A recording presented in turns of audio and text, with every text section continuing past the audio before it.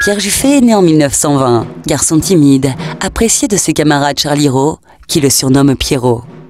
Ses parents, Rosita et Noël Juffé, tiennent la boulangerie au bout de la rue Mercière, qui, 20 ans plus tard, portera le nom de leur fils. En 1939, la guerre est déclarée à la France et ses alliés. Pierre Juffé s'engage dans l'armée et sera fait prisonnier en Allemagne.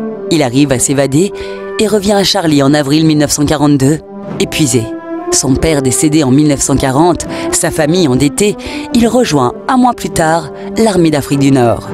En novembre 1943, son unité embarque dans la région des Abruzzes en Italie pour relever l'unité du général Clark au pied de la ligne Gustave, tenue par la Wehrmacht. Les soldats se lancent dans une bataille très dure, dans la neige et la boue. L'unité de Pierrot avance et s'ouvre la voie du Mont Cassin et de Rome. Les combats font de nombreuses victimes, parmi elles, Pierre Juffé. En 1945, le maire de Charlie, Henri Redon, et la commune tout entière lui rendent hommage en rebaptisant la rue Mercière rue Pierre Juffé. Aujourd'hui, son nom est gravé sur le monument aux morts et il repose au cimetière de Charlie, aux côtés de ses parents.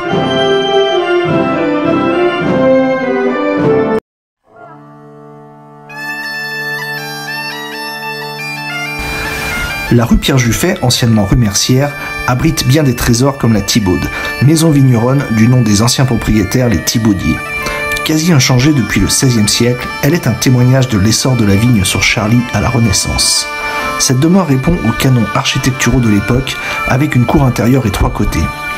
À partir du XIXe siècle, la vigne laissera progressivement place aux arbres fruitiers. Pendant la première moitié du XVIe siècle, les rois François Ier et Henri II tentent d'annexer des États italiens. Charles Quint, empereur germanique et roi d'Espagne, menace d'encercler la France. On peut penser que c'est par peur de Charles Quint que cette tour de style Renaissance fut érigée au bourg de Charlie. Sa hauteur dépasse celle du donjon seigneurial, si bien que l'on imagine que son commanditaire n'est autre que François Turin, alors seigneur de Charlie.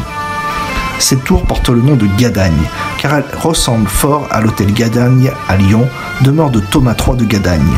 Celui-ci devient seigneur de Charlie en 1559, dès la fin de la construction de la tour. Une autre de ces tours est érigée au Flachère, sur les conseils du roi Henri II, aux habitants du pays lyonnais.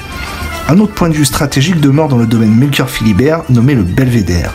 Ainsi, du haut de ces tours et du donjon du château, tous les axes stratégiques depuis l'église de Charlie étaient sous surveillance.